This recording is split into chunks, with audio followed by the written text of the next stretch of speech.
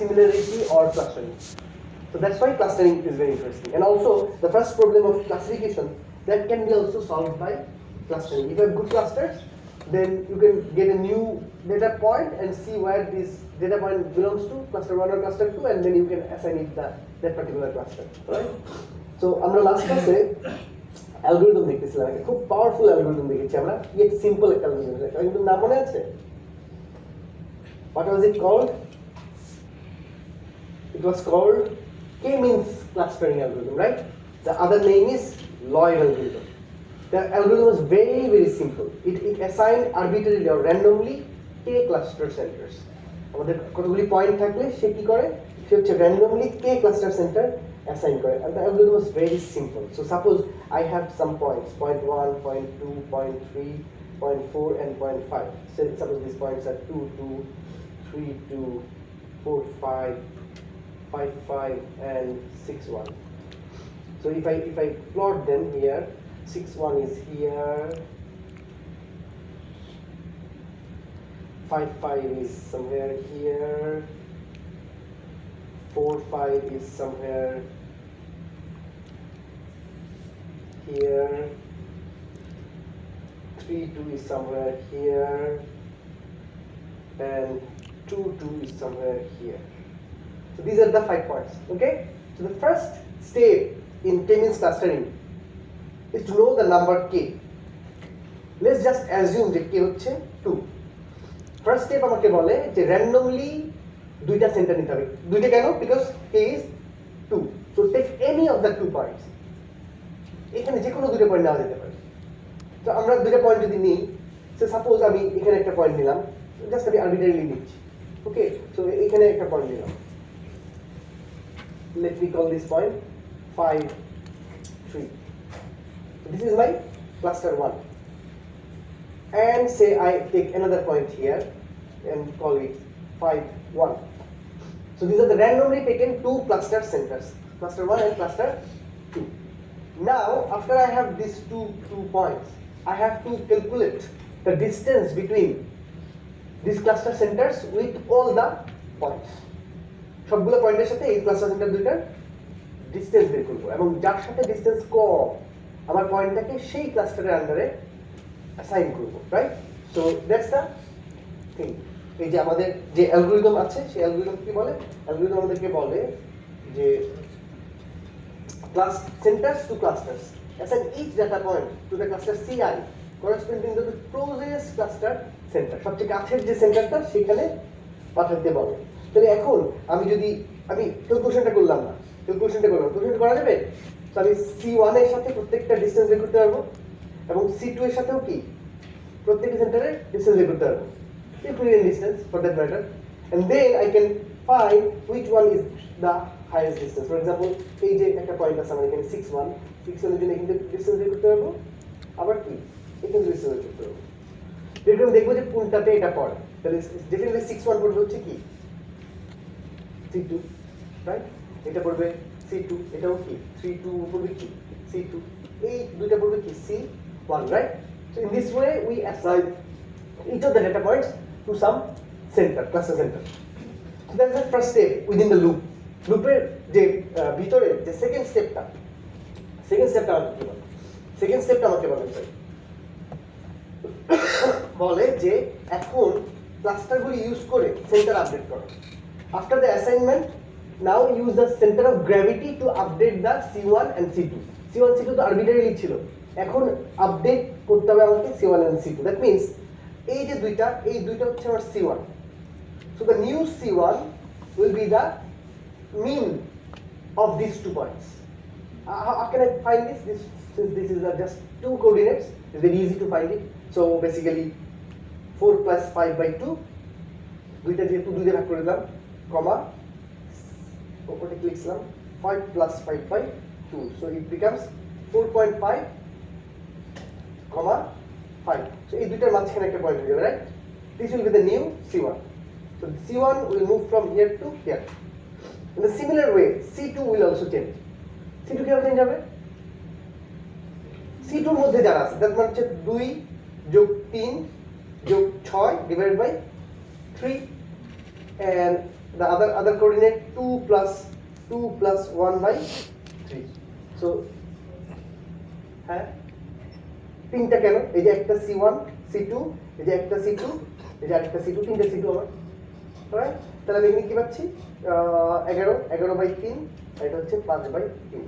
তো এটা most probably এখান থেকে নড়ে এদিকে কোথাও চলে আসবে, right? And after that we iterate this again, নতুন সেন্টারের জন্য আবার অ্যাসাইনমেন্ট করি, আবার আপডেট করি, আবার অ্যাসাইনমেন্ট করি, আবার আপডেট করি, যদি দেখি যে না আবার নতুন কোনো সেন্টার বের হচ্ছে না, stop there. This algorithm was k-means clustering, right? And we criticize this algorithm a lot. আমরা অনেক ক্রিটিসাইজ করেছি অ্যালগরিদমটাকে। আমরা কি বলেছিলাম? আমরা বলেছিলাম এটা লোকাল মিনিমাতে স্টার্ট করতে পারে, রাইট? উপায় কি? রিস্টার্ট করা। যখন স্টার্ট করবে আটকে যাবে, অর্থাৎ কিনা আর চেঞ্জ হচ্ছে না, then you can start from a new place. That was the solution. Depends on initialization. Yes, আমরা আগে গত ক্লাসে एग्जांपल দেখেছি যে ভুল জায়গায় ইনিশিয়ালাইজ করলে কি হতে পারে। এটার জন্য কি আমরা k-means প্লাস ইনিশিয়ালাইজেশনে গিয়েছিলাম। ওটা কি করে? ওটা হচ্ছে প্রথম সেন্টারটাকে আরবিট্রারিলি নেয়, কিন্তু পরেরগুলোকে চেষ্টা করে কি এটা থেকে যত দূরে নেওয়া যায়, right? Based on probabilistic sampling. Okay. And then assumption of spherical clusters, selection of k, আমি k ভ্যালু জানি না, k ভ্যালু যেহেতু জানি না, আমার উপায় হচ্ছে আসলে k equal to 1 2 3 4 5 6 বিভিন্ন k এর জন্য রান করে সবচেয়ে ভালো কেটাকে চুজ করা। other than that k এর ভ্যালু আসলে জানার কোনো উপায় নেই। and spherical cluster থাকলে কাজ করে, আদারওয়াইজ কাজ করে না। spherical cluster যদি না থাকে then I can try DB scan, আমি অ্যালগরিদমের নাম বলেছিলাম। আউটলায়ার থাকলে ভালো কাজ করে না, হাই ডাইমেনশনাল ডেটার জন্য ভালো কাজ করে না। আজকে আমরা একটা সলিউশন দেখবো যে হাই ডাইমেনশনাল ডেটা থাকলে কি করা যেতে পারে। ক্যাটেগরিক্যাল ডেটা থেকে কাজ করে না। Yes, in that case we want to create numerical data for the categorical, এবং হাই কম্পিটিশনাল কস্ট, কারণ প্রত্যেকটা পয়েন্টের জন্য কি ইউক্লিডিয়ান ডিসটেন্স বের করতে হচ্ছে, এটা কমানোর আসলে তেমন কোনো উপায় নেই। আচ্ছা, তো এগুলো আমরা লাস্ট ক্লাসে দেখেছিলাম। আমরা লাস্ট ক্লাসে একটা জায়গাতে এসে আমরা কিনেছিলাম, যেমন এখানে বলছিলাম তাই না, যে স্ফেরিক্যাল না হলে ডিবি স্ক্যান অ্যালগরিদমটা করবে, রাইট? এটা আমরা লাস্ট ক্লাসে দেখেছি। and also so this was the point where we stopped in the last class. আমরা বলছিলাম যে k-means clustering এর একটা সমস্যা হলো যে k-means cluster is a hard clustering algorithm.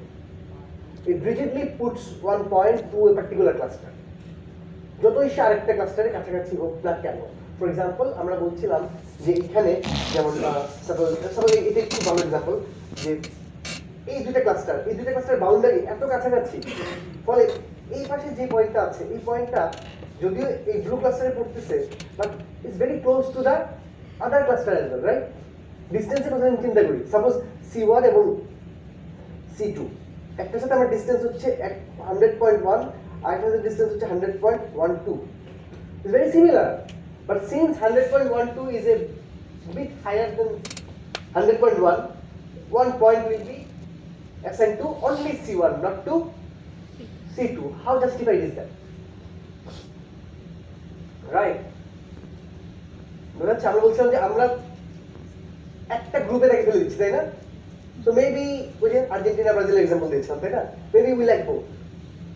So maybe 60% 40%, maybe 51% 49%.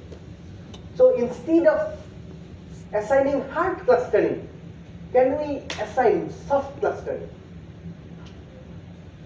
So in k-means clustering, what we did, we assigned the points only one cluster. I assigned it only C1, not C2. So as if we are talking about one.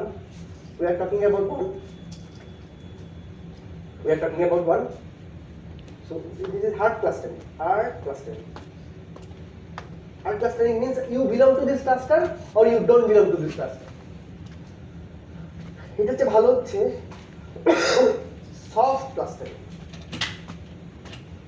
Clustering বলে যে cluster membership বলে একটা ব্যাপার, cluster membership.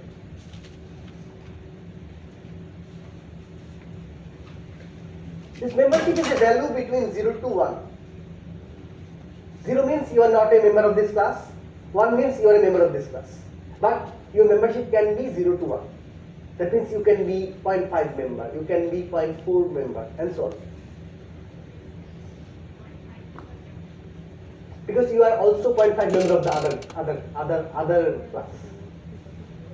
So you are both 0.5 of this class and 0.5 of that class. That means you are blue and you are red. Maybe you are purple. Okay? So আমরা দুইটা ক্লাসে আমি ওই যে Argentina 50% Brazil 50%. That means I'm membership আমার মেম্বারশিপটা দুই ভাগে আছে. How is my membership defined? Distance to that cluster center. আগের মতই. কিন্তু আগে কি করতাম ডিসটেন্স যার সাথে কম হতো তাকে ফুল মেম্বারশিপ দিয়ে দিতাম 1 দিয়ে দিতাম রাইট এখন বলতেছি না তাকে ফুল দিও না অন্য একজন যার সাথে তোমার ডিসটেন্সটা একটু হয়তো বেশি তাকেও কিছু না কিভাবে ভাগ করব সেটা আমার বিষয় সো ফর এক্সাম্পল আমি যদি এরকম দেখি যে আমার দুইটা ক্লাস্টার আছে C1 এবং C2 আমার C1 এর সাথে ডিসটেন্স হচ্ছে D1 C2 এর সাথে ডিসটেন্স হচ্ছে D2 what I can do I can যার সাথে ডিসটেন্স কম হবে তার সাথে কি হবে মেম্বারশিপ বেশি হবে তাহলে 1/D1 যদি নেই 1/D2 যদি নেই তাহলে কি এটার প্রপোর্শনাল হতে পারে আমার membership right yeah that could be one of the things so K-means clustering থেকে যখন আমরা সফট ক্লাস্টারিং নিয়ে আসতেছি যে নতুন অ্যালগরিদমটা পাই এটার নাম হচ্ছে fuzzy K-means clustering or soft K-means clustering. Okay, let us see the algorithm and then I'll show you some examples of the algorithm. For example, here, এখানে আমরা দেখি যে এখানে একটা পয়েন্ট এই পয়েন্টটা K-means clustering এটাকে কি করতো তো এই যে পয়েন্টটা এই পয়েন্টটাকে আমরা বলতেছি 0.48 to blue and 0.52 to red এই যে পয়েন্ট এটা হচ্ছে 0.99 to red 0.01 to blue কারণ এটা মোস্টলি রেডের দিকে তাই না বাট ব্লুতেও তাকে আমি কিছুটা দিলাম খুবই অল্প এখানে উল্টাটা মোস্টলি ব্লু খুবই হাইলি লেস লাইকলি এটা হচ্ছে রেড রাইট বাট ওই লেস লাইকলি অল্প একটু রাখলাম কেন ওই ডিসটেন্স তো আছে কিছু একটা কিছু হতেও পারে ভুল হতেও পারে রাইট এই কারণে so this will change the algorithm a little bit and this algorithm is called soft K-means clustering or again EM algorithm. So idea is again it starts from randomly chosen centers. এই লাইনটা হুবহু কি K-means clustering এর মতো right পরের দুটো লাইনে একটু চেঞ্জেস এই স্টেপ যেটাকে বলছি আমরা এই স্টেপ এই স্টেপে K-means কি করে এই স্টেপে K-means প্রত্যেকটার সাথে C1 এবং C2 এর ডিসটেন্স বের করে এখানে তাই করবে করার পর K-means কি করে প্রত্যেকটা পয়েন্টে সবচেয়ে কাছের যে ক্লাস্টারটা সেখানে তাকে ফুল অ্যাসাইন করে দেয় এই জায়গাতেই স্টেপটা একটু ডিফারেন্ট হবে এখানে কি হবে ফুল অ্যাসাইন করবে না rather it will assign a membership based on the distance so here is it after centers have been selected assign each data point a responsibility or membership for each cluster but the higher responsibilities correspond to stronger cluster membership make sense এটা হচ্ছে D1 D2 বের করব আমি যদি আবার তিনটা cluster থাকে D1 D2 D3 বের করব তারপর এই D1 D2 D3 inversely proportional করে আমি একটা মেম্বারশিপ ফাংশন দিয়ে দিই সেটা দেখতে কেমন হবে আমরা একটু পরে দেখি আচ্ছা এটা ডান তাহলে আগে আমরা কি করতাম একটা 0 দিতাম একটা 1 দিতাম মানে যখন তিনটা ক্লাস্টার থাকতো একটা 0 দুইটা 0 দিতাম একটা 1 দিতাম চারটা ক্লাস্টার হলে তিনটা ক্লাস্টার 0 হইতো একটা 1 হতো এখন সবাই কি কিছু না কিছু মেম্বারশিপ পাবে এবং এই মেম্বারশিপটার যোগফল কি হবে 1 আচ্ছা সেকেন্ড স্টেপটা কি ছিল এই স্টেপটা কি ছিল সেন্টার অফ গ্র্যাভিটি বের করতাম না আমরা and we used what average means right how did you do that একটা एग्जांपल দেখিয়েছি কি করেছি আমরা কোঅর্ডিনেট গুলো যোগ করে দিয়েছি যোগ করে নাম্বার অফ ডাটা পয়েন্টস দিয়ে ভাগ করে দিয়েছি এখানে আমরা তাই করব এখানে we have weights right we have members কোন ক্লাসের কে কে মেম্বার আমার জানা আছে এবং তাদের প্রত্যেককে কি ওয়েট আছে না তো if I so here also I am going to add them and divide them by something but এখানে কি প্রত্যেকের মেম্বারশিপ তো আর 1 না তাই না তাহলে প্রত্যেকের যে কোঅর্ডিনেট গুলো আছে এগুলো যোগ হবে অবশ্যই ভাগ হবে ওই ডাটা পয়েন্ট দিয়ে ভাগ হবে বাট লিসেন হিয়ার যে আমাদের এখানে টোটালটা আসবে না আগে টোটালটা আসতো কেন কারণ that data point totally belong to this cluster এখন তো টোটালি বিলং করে না এখন কি মেম্বারশিপ পরিমাণ বিলং করে so we can consider this membership as a weight and we can multiply the coordinate with that weight and sum them up and divided them by the sum of the weights, right?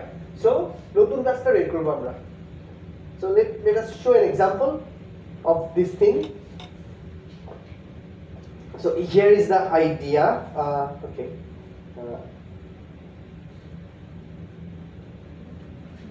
So suppose আমি আচ্ছা এটা একটু explain করে নিই.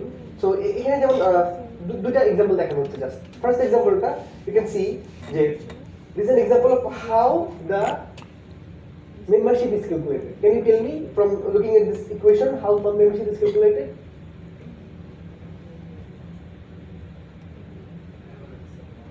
One by d square, right? One by d square দিয়ে হচ্ছে সে membership বের করতে হবে। তার মানে আমি যে পয়েন্টটা আছি আমার সাথে প্রত্যেকটা ক্লাস্টারের যে ডিসটেন্স তার d স্কয়ার, তার মানে 1 বাই d স্কয়ার, এইটা হচ্ছে আমার মেম্বারশিপ।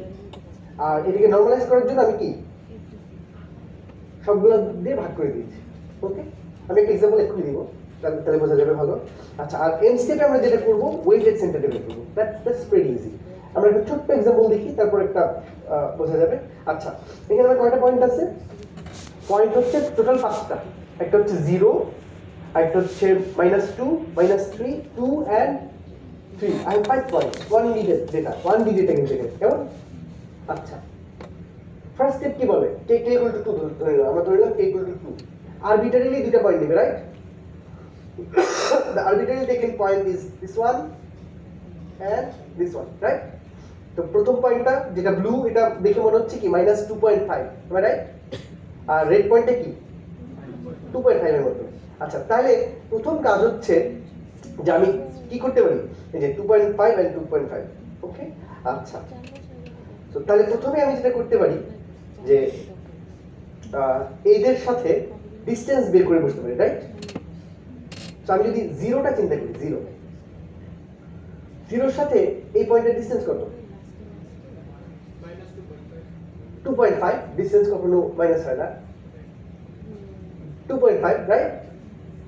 রাইট, আবার এই পয়েন্টের ডিসটেন্স কত? 2.5।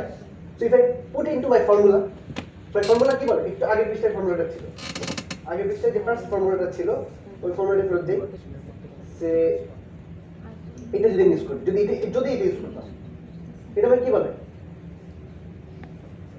1 by d square, right? 1 by d মানে হচ্ছে ডিসটেন্স, এই যে d, এই যে স্কয়ার নিচ্ছি 1 by d square, right? d square মানে কি? তাহলে আবার 1 বাই 2.5 হোল স্কয়ার, রাইট? তাহলে অন্য একটা ডেটা পয়েন্টের জন্য কি 1 by 2.5 whole square divided by sum of this two. নিচে কি উপরে জিনিসগুলো যোগ করলাম, তাহলে আসলে উপরে একই জিনিস, নিচেও কি জাস্ট ডাবল দুটো জিনিস। তাহলে একটা হবে 0.5 আর একটা হবে কি 0.5। সো এই দুটো হচ্ছে কি 0.5 and 0.5, same. Make sense?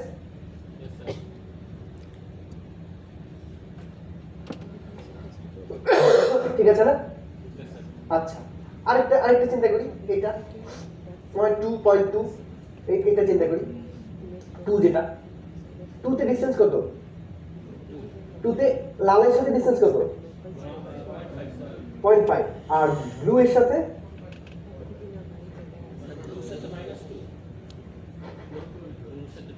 can you come up with the right number? 4.5, right?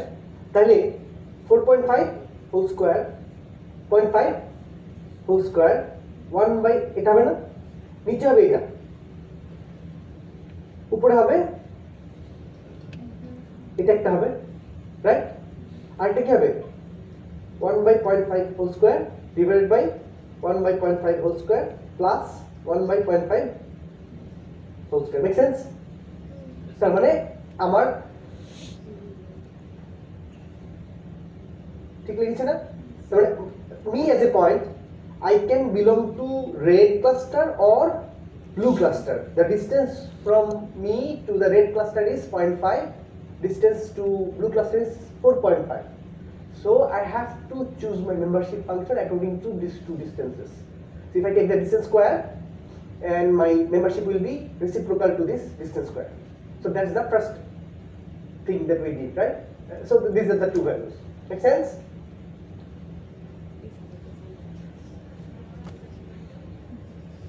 বোঝা যাচ্ছে? নর্মালাইজ করলাম আমরা, নর্মালাইজ করলাম। Make sense? আচ্ছা, but in normalize করার জন্য this is the Newtonian rule, right? So এটা হচ্ছে আমাদের একটা rule, but we can also use this one. Can you tell me the difference between these two? আগেরটা কি করতে, just root 1 by d square, right? এখানে কি করতেছে, এখানে কি ডিফারেন্ট কিছু করতেছে? ইয়েস, এখানে কি করতেছে, এখানেও একটা, আমি যদি একটু অন্য জায়গায় লিখি,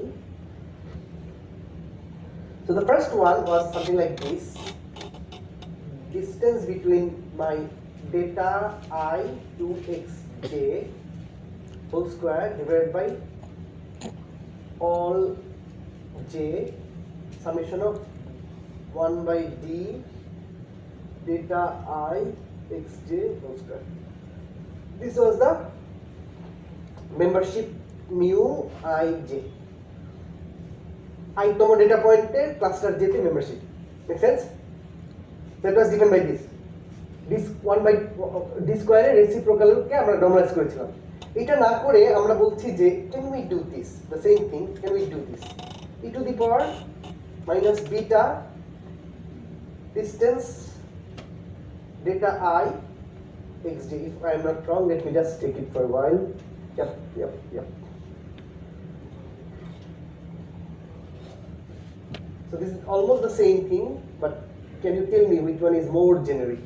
So nicheo tai summation of all j e to the power minus beta d of data I xj for all j. So this is another mu ij. So here beta is a constant, and we can change this value, and this distance is exactly this distance. Now tell me what is the similarity between these two. First tell me what is the similarity between these two. Very similar, right? Because e to the power minus beta means 1 by e to the power d, right? Just ignore beta for a while. Say beta equal to 1. Suppose beta equal to 1. Okay? So this is distance, right? And we know that, so নিচেও তাই, we know যে আমরা এই যে 1 by d square কেন করছিলাম, উল্টা করে দেওয়ার জন্য, তাই না? ডিসটেন্স যত কম হবে ভ্যালুটা তত বেশি হবে, ডিসটেন্স যত কম হবে ভ্যালুটা তত বেশি হবে, ডিসটেন্স যত বেশি হবে ভ্যালুটা তত কম হবে। এখানেও তাই হবে না? e to the power d এর ভ্যালু যত বেশি হবে, e to the power d এর ভ্যালু কি তত বেশি হবে, তাহলে 1 by e to the power d এর ভ্যালু কি তত কম হবে, and ulta কিছু তাই, right? So it makes sense, and this beta is giving me some power to control the things. Now can you tell me, if I set beta equal to 0, what happens? 1 হয়ে যাচ্ছে, তখন কি হচ্ছে?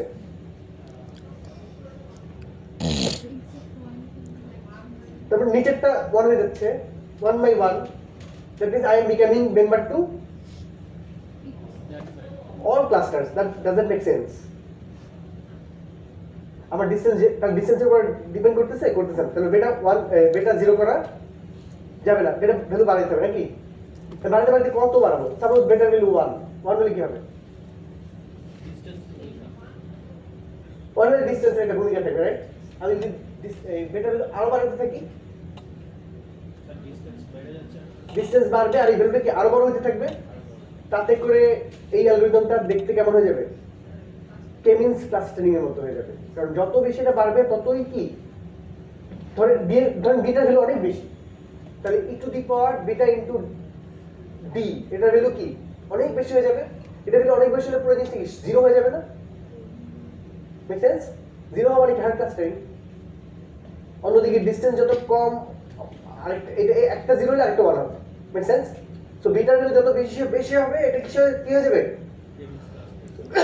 কেমিন্স clustering বা hard clustering হয়ে যাবে। And beta value যত কম হবে, it will not make any sense, 0 হওয়া যাবে, রাইট? সো 0 চেয়ে বেশি হবে 0.5 0.2 কিছু একটা দিব আমরা। সো এখানে আমাদের যে অ্যালগরিদমটা এক্সপ্লেনেশন দেওয়া আছে, সেখানে আমরা কয়েকটা বিটার জন্য ভ্যালুগুলো বানানো আছে। যেমন এখানে একটা বিটা দেওয়া হয়েছে, এটাতে বিটা দেওয়া হয়েছে 0.5, এটাতে বিটা দেওয়া হয়েছে বিটা ইকুয়াল টু 1। এটা সি দ্য ভ্যালুস, মাঝখানে ভ্যালুতে কোনো চেঞ্জ নেই, তাই না? কারণ এটা কি same distance, so this should be equal for each of the directions. But এখানে যদি আমরা দেখি যে বিটা ইকুয়াল টু 1, এটা মোর প্যানালাইজ করে, তাই না? ডিসটেন্সকে মোর প্যানালাইজ করে। বিটা ইকুয়াল টু 0.5 এটাকে লেস প্যানালাইজ করে। তো যত আমি বিটার ভ্যালু বাড়াবো, আস্তে আস্তে এই ভ্যালুটা কি 0 হয়ে যাবে, আর এই ভ্যালুটা কি 1 হতে শুরু করবে, তাই হওয়া উচিত না? Yeah, and then after this step আমার কাজ কি, নতুন সেন্টার বের করা, রাইট? আগে আমরা নতুন সেন্টার কিভাবে বের করতাম, সবগুলোকে যোগ করতাম, যোগ করে ডিভাইড করতাম, এখন তাই করবো। বাট এখন আমি যেহেতু জানি যে টোটালটা নিতে পারতেছি না, ওয়েটেড নিতে হবে, তাই না? সো x1, তখন আমরা কি শুধু যারা ক্লাস্টার 1-এ তাদেরটা নিতাম, শুধু যারা ক্লাস্টার 2-তে তাদের জন্য। এখন আমি জানি যে সবাই ক্লাস্টার 1-এ, তো আমি যখন ক্লাস্টার 1 চিন্তা করতেছি, তখন আমাকে এই 5টা পয়েন্ট নিতাম। 5টা পয়েন্ট নেওয়া মানে হচ্ছে যে প্রথম পয়েন্টটা কি -3, -3 এর জন্য এই যে ব্লু 0.993, -2 এর জন্য 982, 0 এর জন্য 0.500, দেন বোঝা যাচ্ছে সবগুলা পয়েন্ট নিলাম, আর নিচে হচ্ছে এই ওয়েটগুলো দিয়ে ভাগ করে দিলাম। আগে কি আমি 3 দিয়ে ভাগ করতাম বা 5 দিয়ে ভাগ করতাম, কিন্তু এখন তো সবাই আছে। Make sense? So this algorithm is called fuzzy k-means clustering or soft k-means clustering or EM algorithm. Make sense? So this is better in a sense that as it does not do hard clustering, এটা local মিনিমাতে converge করার সম্ভাবনা একটু কম থাকবে। So it will if you run it for a long time, it should give you optimal clustering. Okay, this is a very good algorithm. Alright, ঠিক আছে? আচ্ছা, last আরেকটা clustering algorithm আমরা দেখি, সেটা হচ্ছে hierarchical clustering. Can you tell me what is hierarchy? What is hierarchy? Hierarchy মানে কি? লেভেলস, একজনের নিচে আরেকজন থাকে, মানে কি এটা?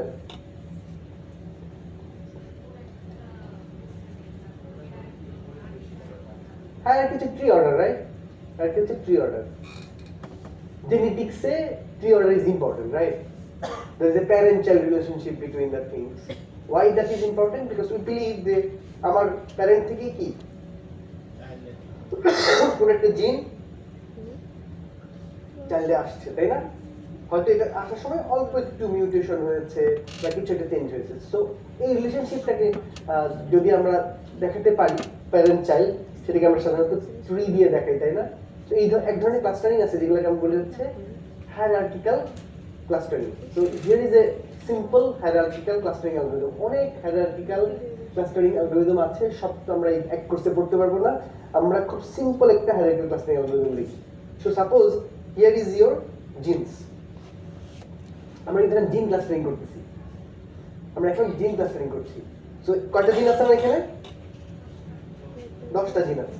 সো জিনগুলো নিয়ে ক্লাস্টারিং করবো, এবং জিনগুলোকে আমি একটা কোঅর্ডিনেটের মধ্যে নিয়ে আসছি। আমরা জিনগুলোকে কিভাবে কোঅর্ডিনেটের মধ্যে নিয়ে আসলাম? 3টা কোঅর্ডিনেটের মধ্যে কেমন নিয়ে আসলাম? Maybe I have values of this gene measured at 3 different conditions. 1 ঘন্টা পর, 2 ঘন্টা পর, 7 ঘন্টা পর, কিংবা 3 ধরনের বডিতে ছিল, রাইট? সেখান থেকে আমি 3টা কোঅর্ডিনেট পেয়েছি। Maybe I can get more coordinates, 4, 5, 6, 7, 8, 9 1000 coordinates হতে পারে, কেমন? আচ্ছা, so now from this can I create a tree like this, and this tree will give us a clustering. Clustering means similar things will flock together, right? এই ট্রিটাকে বলতেছি আমরা hierarchy. এবং এখানে আমরা দেখতে পাচ্ছি যে এই দুইটা জিন কাছাকাছি আছে, তাই না? এবং এটা মনে হচ্ছে একটা প্যারেন্ট, রাইট? তার মানে একটা সম্ভাবনা আছে যে ইভলিউশনে কোন এক সময় মাঝখানে এখান থেকে এই দুটা আসছে, কোন একটা প্যারেন্ট থেকে, কোন একটা স্পিসিস থেকে এই দুটো আসছে, বা একই স্পিসিস থেকে আসতে পারে। Okay, so how can I create a tree like this from data like this? That's the question. And what is clustering? Clustering মানে হচ্ছে যখন আমরা, so for example এই যে এখানে একটা এক্সাম্পল দেখানো হচ্ছে, খুব সিম্পল এক্সাম্পল। সাপোজ আমার 10টা জিন আছে, and I have got 3 readings of them. So this is my gene expression data, right? Now I have to convert this gene expression data to a matrix called B. B is the distance matrix. It's very easy to calculate this distance matrix. This matrix actually have the pairwise distance between all genes, right? And this is a very symmetric matrix, right? Symmetric মানে কি? Symmetric মানে কি? মানে হচ্ছে এই যে ডায়াগোনালটা আছে, diagonal ওই পাশে যা এই পাশেও কি একই জিনিস হবে, তাই না? সো এখান থেকে এটা পাওয়া যাবে না? And this is making sense. Say আপনি একটা ড্রাগ অ্যাডমিনিস্ট্রেট করলেন, তারপর 1 ঘন্টা পর, 2 ঘন্টা পর, 3 ঘন্টা পর, 4 ঘন্টা পর মাপতেছেন। সো এটাই আপনার জিনের ভ্যালুগুলো পাচ্ছি আমরা, gene expressions. And from gene expressions we are to cluster the genes or create a tree of genes. Okay, so that's our task. So we have got this matrix, right?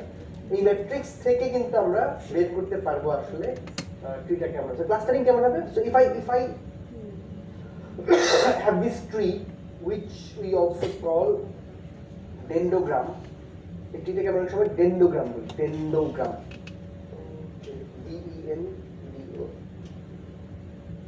If we have got this tree, then we can cut this tree at any point, and this cut will create clusters.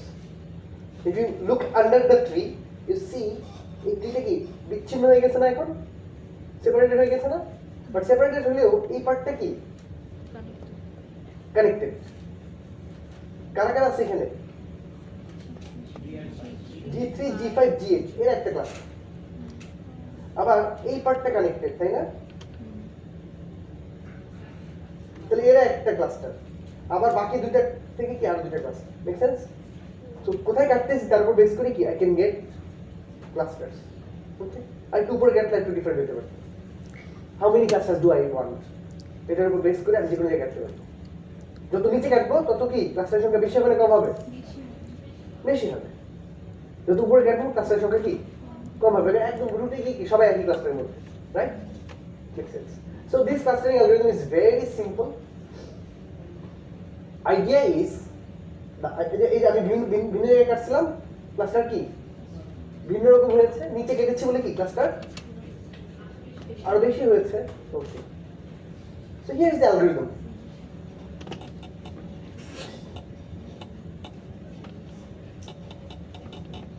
কোনটা এই অ্যালগরিদমটা make sense করে? এগুলোদের practical application আছে। কেন? কারণ হচ্ছে যে জিনের properties, gene expression is the property of the genes, right? So we have to assign to genes to closely, যারা কাছাকাছি এক্সপ্রেশন তাদেরকে যদি আমরা একই ক্লাস্টারের মধ্যে ফেলতে পারি, এটি হচ্ছে এই অ্যালগরিদমটার মেইন। আচ্ছা, আমরা একটু পরে ওই কোশ্চেনটাতে আবার ফেরত আসবো। অ্যালগরিদম দেখেন বোঝা যায় কিনা। ফার্স্ট লাইনটা কি বলতেছে? Cluster equal to n single element cluster. তার মানে সবাই তার নিজেদের ক্লাস্টারে, right? Everyone will have their own clusters, single cluster genes. তারপর consider graph tree with n isolated nodes, সবাই আলাদা আলাদা নোড, এরা সবাই লিফ। লিফ হচ্ছে সবগুলা জিন। এটা লুপ চলতেছে, রাইট? এবং লুপ কতক্ষণ চলতেছে? যতক্ষণ পর্যন্ত না একটা ক্লাস্টার হচ্ছে। রুটে আলটিমেটলি কি একটা ক্লাস্টার হবে। আচ্ছা, কি করতেছে? ফার্স্ট লাইনটা দেখেন, find two closest clusters. Closest cluster কোথা থেকে পাওয়া যায়?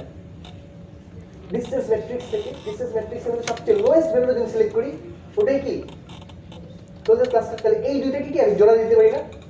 ধরে নিতে পারি যে এরাই হচ্ছে ক্লাস্টারের একই ক্লাস্টারের member. So merge them and create a new cluster. Merge C1 and C2 to create a new cluster. তাহলে এই দুটো যে জোড়া দিয়ে দিই, তাহলে এই দুটোর একটা প্যারেন্ট হবে। তাহলে আমার ট্রিতে নতুন একটা ইন্টারনাল নোড আসবে, যে নোডটা হচ্ছে এই দুটার parent, right? Yes. So that is algorithm. আমরা এটাকেই বারবার করতে থাকবো। আমি উদাহরণ দেখাই। ফর এক্সাম্পল এইখানে সবচেয়ে ছোট কত? 0.7। 0.7 কাকের মধ্যে? তাহলে আমি ধরে নিলাম যে G3 এবং G5 এর মধ্যে একটা নতুন প্যারেন্ট আসছে, রাইট? এখন আমি করব কি, এই ম্যাট্রিক্স থেকে G3 রোটা বাদ দিয়ে দিব, G5 এর রোটা বাদ দিয়ে দিব, G3 এর কলামটা বাদ দিয়ে দিব, G5 এর কলামটা বাদ দিয়ে দিই। বাদ দিয়ে নতুন একটা কলাম এবং রো আনবো, যেটা হচ্ছে ওই যে নতুন প্যারেন্ট আসছে না তার জন্য। এই প্যারেন্টের নাম কি? G3 G5. Okay, P1, you call it P1 or whatever. So that's basically G3 G5, right? So this new row we can add here, and there will be new column for this one as well, right? So say I add this G3 G5, and এখানে column আসবে একটা G3 G5. So I have to calculate all these values here, তাই না? Can you tell me what will be the value here?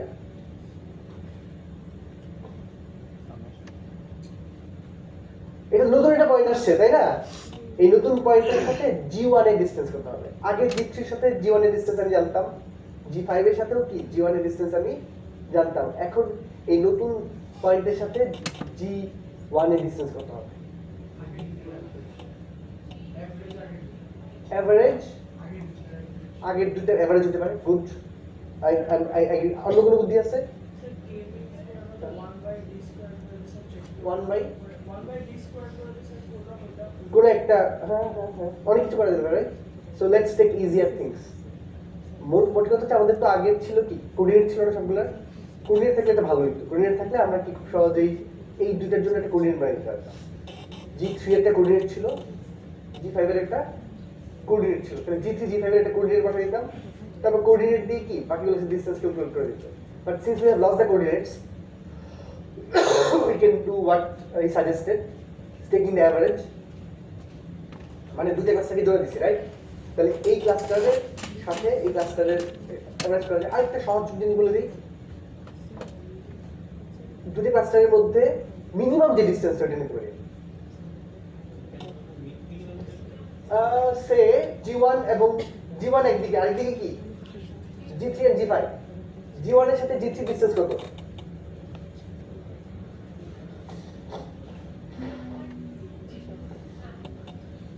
কাটাকাটি করে ফেলছি। এবার দেখো G1 এর সাথে G3 ডিসটেন্স কত? 9.2। G1 এর সাথে G5 এর ডিসটেন্স কত? তাহলে মিনিমাম কত? We can take by 9.2. Make sense? And this way we can do the rest. So এটা যদি আমি করি তাহলে যেখানে এই যে 9.2 নিয়েছিলাম, এখানে কত নিয়েছিলাম? 12 কেন নিয়েছিলাম? এটা হচ্ছে G2 এর সাথে, রাইট? So G2 এর সাথে ডিসটেন্স কত ছিল? Here, you look at into here. G2 এর সাথে ডিসটেন্স ছিল 12, আর এখানে কত ছিল? 12, 12. তাহলে যেটা এখানে লেখা, right? Yeah, also we can take the average as well.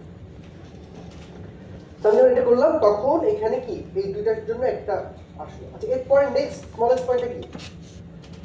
This one. This one is between G2 and G4, right?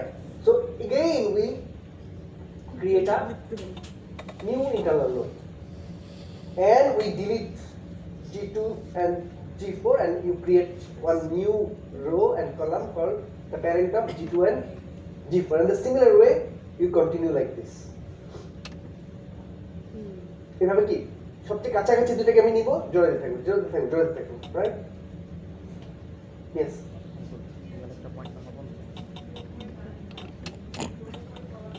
It's fine, anywhere you can do. আমি তো শেষে বসাইছি না, কথাই কি ডিসটেন্সগুলো আপনাকে আপডেট করতে হবে, ইটস ফাইন। নট নেসেসারিলি যে আমাকে ওইখানেই বসাইতে হবে, জাস্ট নতুন একটা রো আর কলাম অ্যাড করে দিতে। Make sense? Yeah, that's your hierarchical clustering algorithm. And yeah, we are saying that এখানে দুইটা উপায়ে কাজ করা যেতে পারে। একটা হচ্ছে ওই যে মিনিমাম, অথবা আরেকটা কি average. Either you can do or you can find out your own thing that will help, right? So this was the hierarchical clustering algorithm. Now answering to her question that does it make sense at all, right? So এইটা আমরা মিডের পরে আরেকটু ভালো মতো দেখবো, but আজকে যদি আমি একটু জাস্ট রাফলি ডিসকাস করি যে এই যে পয়েন্টগুলো হোয়াট ডু দে মিন, এই পয়েন্টগুলো আসলে এগুলো তো নাই, তাই না? এগুলো আর দ্য জিনস না, are the genes no, but this are hypothetical parent genes from where this child genes might have mutated from or evolve from, right? So this gives an idea যে ইভলিউশন যদি হয়ে থাকে তাহলে এই পাথওয়েতে হয়ে থাকতে পারে, right? So when we are saying যে এদেরকে পাশাপাশি কেন লিখতেছেন, কারণ হচ্ছে এরা সবচেয়ে কাছাকাছি। Now that doesn't make sense, কারণ এই যে G3 এর সাথে G5 কেন কাছাকাছি আসলো, because they are closest। তারপর তার সবচেয়ে কাছে ছিল কি G8, so এই যে অর্ডারিংটা, লিস্টের অর্ডারিংটা, that's based on their distances, and the clustering should conform to the distances, right?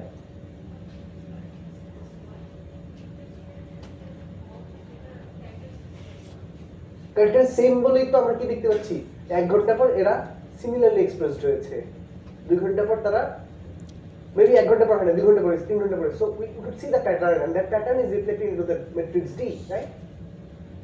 Now this is a toy example, we are doing it for 3 observations, I might have 10 observations, I might have 1000 genes.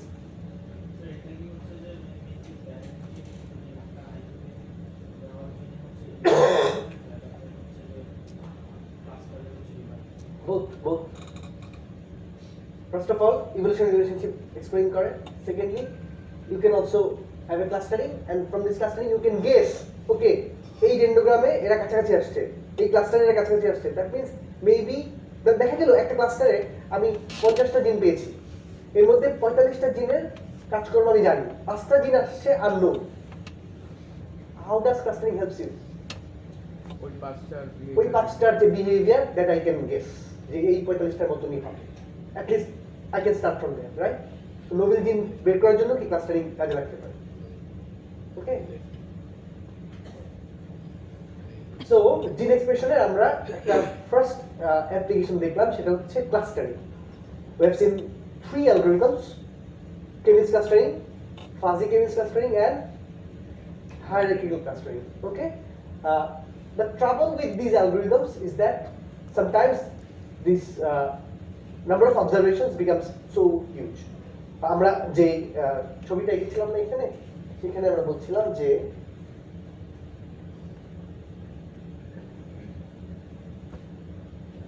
এই যে ম্যাট্রিক্সটা, এই ম্যাট্রিক্সটাতে সাধারণত this matrix might be very large, right?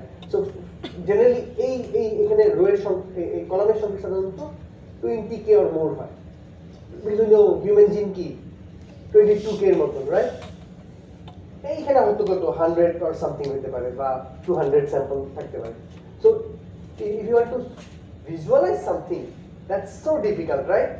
And এত জিন express হচ্ছে বা হচ্ছে না, সব মিনিংফুল কিছু না। So high dimension data is very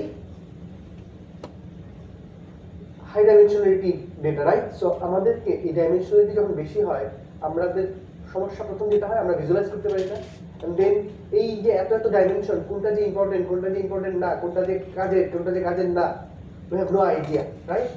So we have to somehow handle this thing, okay? So আমরা একটু আজকে শুরু করব, শেষ করব না, যে how to, so this is our the other slide that we have. So this is the last slide before your mid exam. So এটা পুরোটা মিলে আছে, Right? It's nothing. শেষ তো আমাদের mid exam প্রায় শেষ, right? আমাদের কিন্তু নেক্সট ক্লাসে কুইজ আছে একটা। কুইজ সিলেবাস কি? জেনে বলছেন, আমি একটা অ্যাসাইনমেন্টও দিব, ওকে? আমাদের আগের বছরের সব প্রশ্ন দেওয়া আছে না? Are you sing them then? That will help. Alright, তো আমরা আজকে একটু ডেটা একটু দেখি, কেমন? আমরা একটু ডেটা দেখি। ফর এক্সাম্পল এখানে একটা ডেটার লিঙ্ক দেওয়া আছে, এটাই খুঁজে দেখি। মাইক্রোওয়েভ এক্সপেরিমেন্ট ডেটা দেখতে কেমন হয় একটু আমরা দেখে আসি, কেমন? So is it GEO, gene expression omnibus. GEO is one of the source for your gene expression data. So gene expression data নিয়ে আমরা যারা কাজ করতে চাই, তারা GEO থেকে ডেটা ডাউনলোড করতে পারি। Kaggle থেকে ডেটা ডাউনলোড না করি, কারণ হচ্ছে যে Kaggle অনেক সময় ডেটা প্রিপ্রসেস করে দিয়ে দেয়।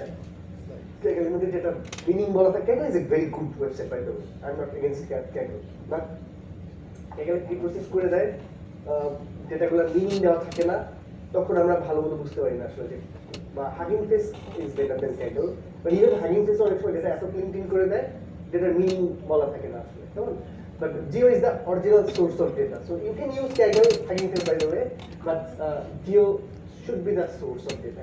আগের কাছ থেকে দিই বা এগুলো থেকে দিই। So আমরা যদি জিন এক্সপেরিমেন্ট নিয়ে কাজ করি, ফর এক্সাম্পল এখানে যে ডেটাটা আমরা দেখতেছি, এই ডেটাটা 2006 সালে পাবলিক হয়েছিল এবং ইট সেজ যে এখানে পার্কিনসন ডিজিজের বেশ কিছু ডেটা আছে, right?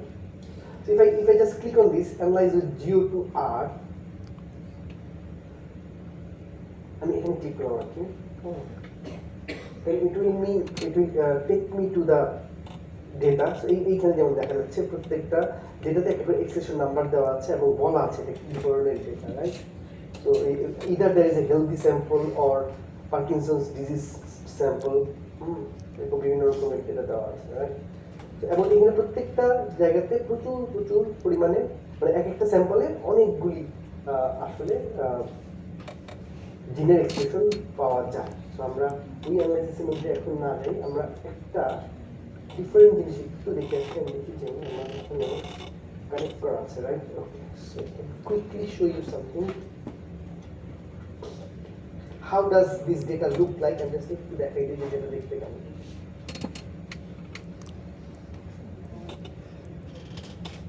I will share this file with you. Basically, it's shared already. So আমরা যখন এই যেটা রিড করতে চাই, so there are lots of Python packages and R packages. Do you know the programming language R?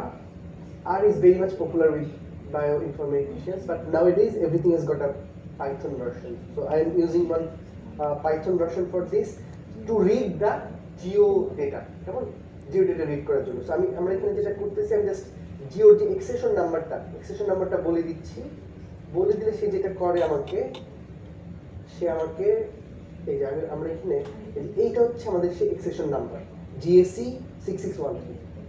এইটা হচ্ছে আমরা যখন জিও ফাইলটাকে অ্যাক্সেস করি। সো আমি যদি এখানে জাস্ট সিলেক্ট করে আমি এই যে GSC 6613, এটা একটা জিও মানে জিন এক্সপ্রেশন অমনিবাসের একটা এক্সেশন নাম্বার, রাইট? সো এটা একটা এক্সপেরিমেন্টের ডেটা। সো বায়োলজিস্টরা যখনই এক্সপেরিমেন্ট করে, so because they can publish their paper, তাদেরকে ইদার SRA তে অথবা জিওতে তাদের ডেটাটাকে ডোনেট করতে হয়। তাদের আদার দেন দ্যাট যদি কোনো রেস্ট্রিকশন না থাকে। ফর এক্সাম্পল এইখানে আমরা একটা এই যে ডেটাটা আমরা নিয়েছি সেটা হচ্ছে এই ডেটা নিয়েছি, তাই না? 105 জন ইন্ডিভিজুয়াল পার্কিনসন ডিজিজ। সো এই যে নাম্বারটা 6613, রাইট? সো এই 6613 দিয়ে কিন্তু আমি এটা রিড করার চেষ্টা করলাম, কেমন? And this are the phenotype data. অনেক কিছু আছে, কোন অর্গানিজম, কোন ইউনিভার্সিটি, আমি যদি আচ্ছা মেইনলি যেটা আমরা দেখাচ্ছি এইটা হচ্ছে আমাদের জিন expression data.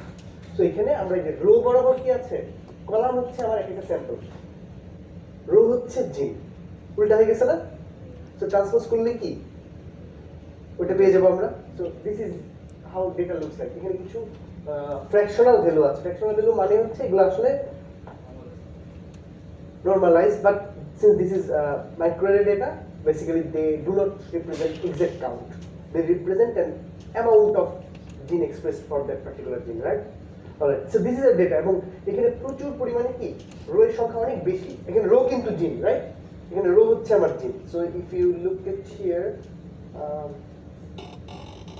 how many rows I have?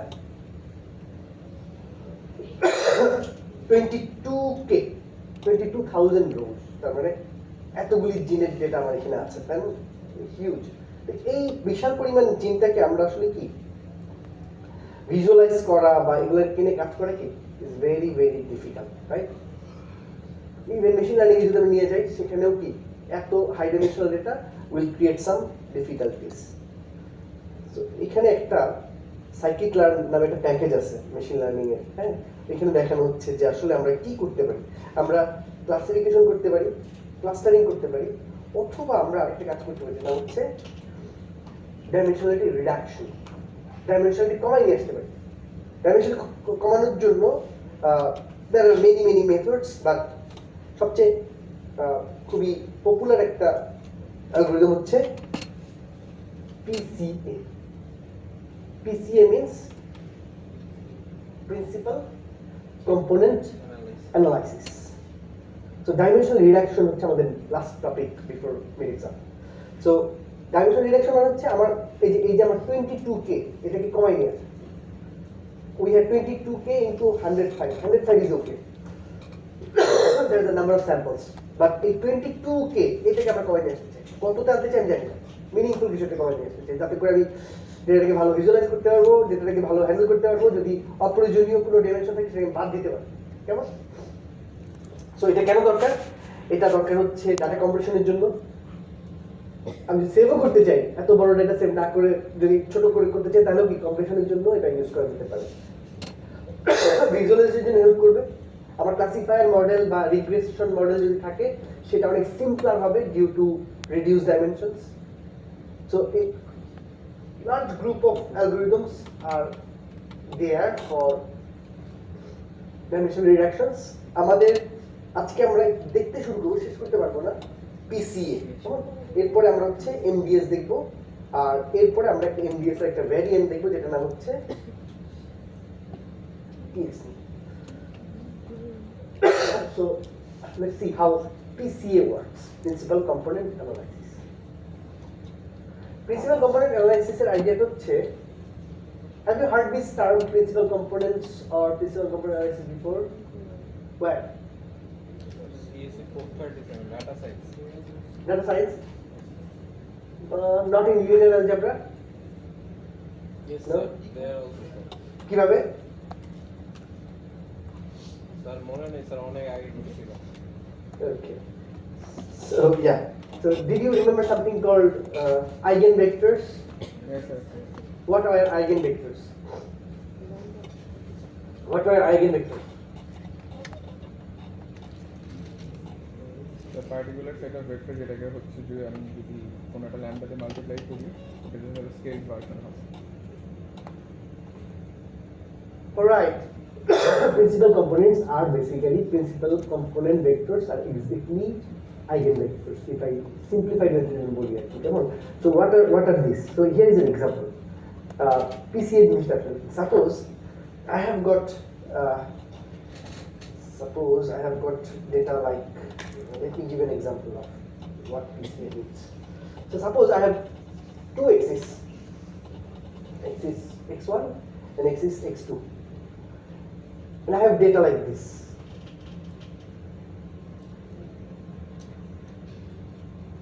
These are my data, right? Now, each of these axes are important here, right? কারণ কি ধর এই ডেটাটার জন্য দুটো এক্সিস আমার দুটো এক্সিস ইম্পর্টেন্ট কারণ এই এক্সিসও কি আমি একটা বেশ গুরুত্বপূর্ণ রিডিং পাচ্ছি এই এক্সিসও কি আমি একটা বেশ গুরুত্বপূর্ণ রিডিং পাচ্ছি তাই না মেক সেন্স আচ্ছা but what if my axis was like this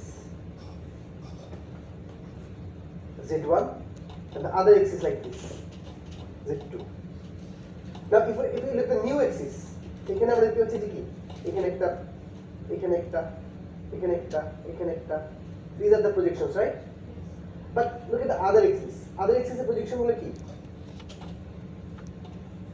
অনেক কম হয়ে আসছে না so whereas initially আমরা যখন দেখতেছিলাম x1 এবং x2 all those axes were looking very important to us right প্রত্যেকটা এক্সিসে কি আমরা ভেরিয়েন্স মনে হচ্ছে প্রচুর পাচ্ছি কিন্তু আমি যখন এই চেঞ্জড ট্রান্সফর্ম এক্সিস গুলোতে গেলাম তখন আমরা দেখলাম একটা এক্সিসের ভেরিয়েন্স বেড়ে গেছে আরেকটা এক্সিসের ভেরিয়েন্স কি কমে গিয়েছে না and in this new axis changed transformed axis if I take z1 only if I ignore z2 I will definitely lose something right how much do I lose ওই যতটুকু ভেরিয়েন্স হচ্ছে z2 এক্সপ্লেইন করে ততটুকু আমি loss করব বেশি loss করব না রাইট এবং অলরেডি আই কুড সি যে z2 তে ভেরিয়েন্স আসলে খুব বেশি না z2 তে অল্প অল্প ছোট ছোট জিনিস পাওয়া যাচ্ছে না right make sense PCA works in the similar manner PCA করে কি আমার অরিজিনাল এক্সিস কে সে নতুন এক্সিসে ট্রান্সফর্ম করে PCA কাজ হচ্ছে আমার অরিজিনাল এক্সিস কে ডেটা পয়েন্টে যে এক্সিস আছে সেটাকে একটা নতুন এক্সিসে ট্রান্সফর্ম করা so that the new axis which we also call principal components they have larger variances and diminishing and they are ordered according to the variances that they can explain variance মানে কি variance মানে কি? Data কতটা ছড়ানো, তাই না? যেমন এখানে আমরা দেখে মনে হচ্ছে কি ডেটা অনেক ছড়ানো, কিন্তু আমি যখন এই z1 এক্সিসটা দিলাম আর z2 দিলাম, ইউ লুক এট z2 বরাবর ডেটা কি খুব কম ছড়ানো না? মনে হচ্ছে z2 কি? So this are the measures of the variance, তাহলে z2 তে ভেরিয়েন্স কি? অনেক অল্প অল্প ছোট ছোট, কিন্তু z1 এর ভেরিয়েন্স কি? অনেক বড়। এই যে if I change the color, excuse me,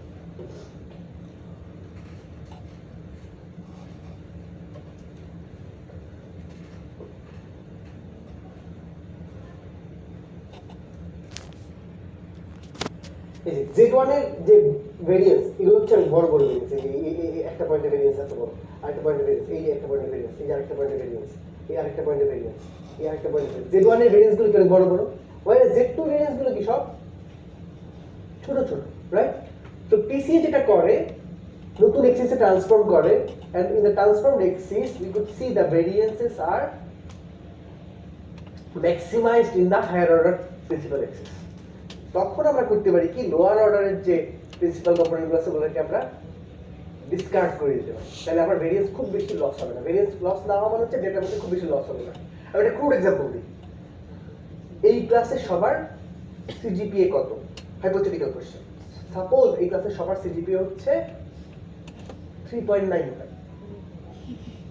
117 জন আছে, এর মধ্যে 115 জনের সিজিপি হচ্ছে 3.95, দুজন আছে যাদের সিজিপি হচ্ছে 3.92 আর একজন হচ্ছে 3.90। এখন আমি করলাম কি, এই দুটোকে বাদ দিয়ে দিলাম। Am I losing important information? Yes, but খুব বেশি কেনাচ্ছে আমি, খুব বেশি ভেরিয়েন্স লস হচ্ছে না, তাহলে আমি ওই মিন যেটা আছে ওইটা দিয়ে চালাই দিতে পারি না? Make sense? সো ভেরিয়েন্স কমাই ফেলতেছি আমি ডেফিনেটলি আমার ডেটার ইম্পর্টেন্ট অংশ আমি বাদ দিয়ে দিচ্ছি, but how much I am sacrificing? Maybe 0.01%। Similarly আমি যখন এখানে দুইটা এক্সিস আছে না, x1 এবং x2, আমি যদি x1 কে বাদ দিয়ে দিই, x1 কে যদি বাদ দিয়ে বা x2 কে বাদ দিয়ে দিই, will it be a good decision? এটা বাদ দেওয়া মানে কি? মানে হচ্ছে এই ডেটা পয়েন্টটা এখন কি শুধু এখানে চলে আসবে, এই ডেটা পয়েন্টটা এখন শুধু এখানে চলে আসবে, এই ডেটা পয়েন্টে কি এখানে চলে আসবে, এই ডেটা পয়েন্ট এখানে চলে আসবে, এই ডেটা পয়েন্ট এখানে চলে আসবে, কারণ একটা এক্সিসকে আমি বাদ দিয়ে দিয়েছি না? সো x2 পুরোপুরি বাদ, আমি অনেকখানি হারাই ফেলছি। So this x1 is trying to explain my data now. Definitely x2 বাদ দিয়ে দিলে x1 থেকে অরিজিনাল ডেটা ফেরত যাওয়া সম্ভব করে দিন? সম্ভব না। But if I sacrifice z2, data will be on this plane, right? এই লাইনের উপর হবে না? Now can you tell me x2 কে বাদ দেওয়ার ফলে ডেটা যে অবস্থা হলো আর z2 কে বাদ দেওয়ার ফলে ডেটার অবস্থা যেটা হলো কোনটা বেটার? z2 কে বাদ দেওয়ার ফলে z2, তাই না? এখানেও লস হইছে, কিন্তু still z1 can explain the data more closely, মানে অনেক কাছাকাছি এক্সপ্লেইন করতে পারে না? That is the essence of PCA. আমি জাস্ট ইনটিউশনটা দেওয়ার চেষ্টা করলাম, কেমন? তাহলে পিসিএ কি করে? পিসিএ হচ্ছে ডেটাকে এক্সপ্লেইন করার চেষ্টা করে। আমরা ডিটেইলসে যাব, আমি তো হোমওয়ার্কটা দিয়ে নিই, অ্যাসাইনমেন্টটা দিয়ে নিই, তারপর হচ্ছে আমি এসে যাব। অ্যাসাইনমেন্টটা মিডের আগে করতে হবে না, মিডের পরে করলেও চলবে। অ্যাসাইনমেন্ট হচ্ছে, let me show you an example of PCA, how PCA is done. আমি পিসিএ থিওরি নিয়ে পরে কথা বলবো। এখানে আমরা একটা ডিফারেন্ট ডেটা নিয়ে আমরা কাজ করতেছিলাম। এই যেমন এখানে একটা ডেটা দেখা যাচ্ছে, এই ডেটাটা বায়োইনফরমেটিক্স না, by the way. So but is the same I10YB pi. Okay, so here is a data that we have read now, and if you see that there is 569 rows and 30 columns. 30 column মানে হচ্ছে আমার ভেরিয়েবলের সংখ্যা 30, so x1 x2 x30 is the original data, original features. Now I don't know which feature is important, which feature is not important. আমরা দেখেছি যে x1 x2 দুটোই important, কিন্তু x1 কে বাদ দিলেও চলে না, x2 কে বাদ দিলেও চলে না, whereas z1 কে রেখে z2 কে বাদ দিলে সমস্যা নেই, কমানো যায়, রাইট? কমাইলে কি হয়? ক্যালকুলেশন কমে যায়। তো এখানে আমাদের একই কোশ্চেন, যে এত যে ফিচার আছে এটা কি আদৌ ইম্পর্টেন্ট কিনা? ওকে, so what we do PCA. তো PCA এর জন্য PCA খুব এখানে আমাদের একটা আমরা হিটম্যাপ দেখার চেষ্টা করছি, খুব মিনিংফুল কিছু পাওয়া যায় না আসলে। সো আমরা এখান থেকে একটা যে স্ট্যান্ডার্ডাইজেশন করে নিলাম, স্ট্যান্ডার্ডাইজেশন করার পরও খুব বেশি চেঞ্জ আসে নাই। So here is PCA. PCA is very simple. আমাদের সাইকিট লার্নটা এত স্ট্রং যে পিসিএ করা খুব সহজ। তো আমরা এখানে পিসিএ করেছি 30টার জন্য, রাইট? অ্যান্ড 30টা দিয়ে দেখলাম যে 100% ভেরিয়েন্ট এক্সপ্লেন করা। বেসিক্যালি 100% ভেরিয়েন্ট এক্সপ্লেন করার জন্য পুরো ডাটাটা দরকার। কিন্তু আমার কথা হচ্ছে 100% এক্সপ্লেন করার আদৌ দরকার আছে কিনা। ওই যে এই ক্লাসের সিজিপি হচ্ছে 3.95। এটা করার ফলে কি আমি losing something, right? But is that a bad thing to do? কিন্তু যদি আমি দেখতাম যে না, এই ক্লাসে এভারেজ সিজিপি হচ্ছে 3.50 and students have got 3.95 and also students have got 3.10 or maybe I don't know, তাহলে 3.50 ডিক্লেয়ার করা কি রিস্কি হয়ে যাচ্ছিল না? So it depends on how much variance I do have in my data and how much I want to explain. So if I want to explain 100%, I need to take all the x's.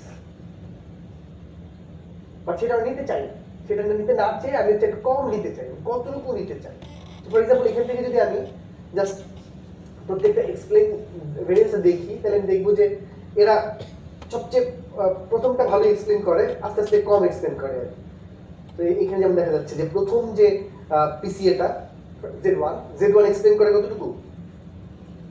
44%। তার পরেরটাকে নিলে 60% হয়, তারপর পরেরটা প্রায় 21% variance explain করে। তো এখানে আমি বুঝতে পারতেছি যে প্রথম 10টা যদি আমি নিয়ে ফেলি, প্রথম 10টা মানে হচ্ছে এই যে চারটা 10টা নিলে প্রায় কি 95% ভেরিয়েন্স এক্সপ্লেন হয়ে যায়। And 95% variance means it's good, right? Depends on what type of data you are dealing with. You might also go for 99%. তাহলে কি আরেকটা আগে হবে না? 10টা জায়গায় মেবি 15টা নিতে হবে হয়তো। আচ্ছা, তবে যাই করি না কেন এখান থেকে আমি সিলেক্ট করতে পারি, খুব সহজে সিলেক্ট করতে পারি। যেমন এখানে আমি বলতেছিলাম যে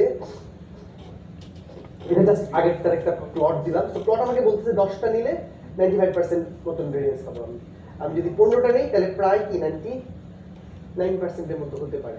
সো এখান থেকে আমি জাস্ট কি করলাম, 2টা নিলাম। 2টা নিয়ে আমি দেখতে চাই যে how bad or good I am, right? So if I take 2, so আমার ডেটা ছিল কি 555 ছিল, রাইট? তো জাস্ট 2টা নিলাম, টপ 2 নিলে আমার ভেরিয়েন্স কত পার্সেন্ট হওয়ার কথা? 63%। 63% if you look at this data, যেটা কিন্তু মোটামুটি কি দুই ভাগ হয়ে যাচ্ছে না? ভিজুয়ালাইজেশন ইজি হচ্ছে, ক্লাস্টারিং মনে হচ্ছে খুব সহজেই কাজ করবে, ক্লাসিফিকেশন অ্যালগরিদম যে কোনো একটা কি খুব সহজেই কাজ করানো যাবে। যদি আরেকটু ভালো নিতাম তাহলে আরো ভালো নিতাম। যদি 3টা নিই, 3টা নেওয়া মোটামুটি খারাপ না। আমি এখন মোটামুটি ভিজুয়ালাইজ করতে পারতেছি 3টা নিয়ে, রাইট? বাট 3-এর বেশি কি আমি আসলে ভিজুয়ালাইজ করতে পারি? পারি না। সো ভিজুয়ালাইজ করার জন্য আসলে 3 পর্যন্ত ঘুরে না। আচ্ছা, বাট আমি if I want to take 95% তাহলে আসলে 10টা নিতে হবে, তাই না? আরেকটা কাজ আমি করতে পারি, আমি দেখতে পারি যে এই যে আমার পিসিএ গুলি আছে, পিসিএ 1, পিসিএ 2, পিসিএ এরকম যতগুলি প্রিন্সিপাল কম্পোনেন্ট আছে, how much is explain by the existing features. এই যে ফিচারগুলি আছে এরা হচ্ছে লোডিং বলে, এরা বলে দিচ্ছে যে পিসিএ 1 তার মধ্যে এই কোন ফিচারটা ভূমিকা করে। We could see some of them are with high values, some of them are with low values, even negative values are there. So from that also we can have an idea, because principal component গুলি এক একটা হচ্ছে original axis এর এক ধরনের linear transformation. Will see that in the next class. Negative মানে কি বুঝাচ্ছি? because it's a linear combination of the original, তার মানে হচ্ছে এই যে PCO2 এটা হচ্ছে এই এক্সিস গুলোর এক ধরনের linear combination. That means some value multiplied by x1 plus some value multiplied by x2, so the vectors গুলোর এক ধরনের কম্বিনেশন। ওকে, সো নেগেটিভ মানে হচ্ছে জাস্ট ওই ভেক্টরটার ডিরেকশনটা পাল্টে যাচ্ছে, নেগেটিভ দিকে যাচ্ছে, ঠিক আছে? সেখানে আপনি দেখতে পাচ্ছেন যে কোন ভ্যালু কোন অরিজিনাল যে কোন ভেক্টরগুলো কেমন ভূমিকা রাখে, right? So your assignment 1 will be to run this, use this IPNAID. So up to this point, this is the other data, so we can have an idea. Next data কি? Gene expression data, and gene expression data তো আমি load করে রেখে দিচ্ছি আপনাদের জন্য, right? এই পর্যন্ত your task will be to apply PCA on this data, and you will be able to tell me which of the genes will be important. Loading বের করবেন। First of all, you apply PCA, you apply যে আমার 95% ভেরিয়েন্সের জন্য কয়টা component লাগতে পারে, and then you find out the loadings and you find out the top genes. Okay, that will be your assignment. আমি একটা গুগল ফর্ম রেডি করে দেবো যেখানে সাবমিট করতে হবে, ঠিক আছে? এটা মিডের পরে, so that will be your assignment 1. Homework দিয়ে লাভ নেই, হোমওয়ার্ক কেউ করে না। ওকে, তো ঠিক আছে, আমাদের জাস্ট এই একটা টপিক বাকি, dimension reduction. Hopefully will finish it up by next class. Variance and ফাংশনটা তো গিভেন রাইট, হ্যাঁ, ভেরিয়েন্স এন্ড ফাংশনগুলো তো লেখাই আছে। ইয়েস, জাস্ট সার্কিট লাইনে যেগুলো আছে সব এই পুরোটাই দিয়ে দিবেন।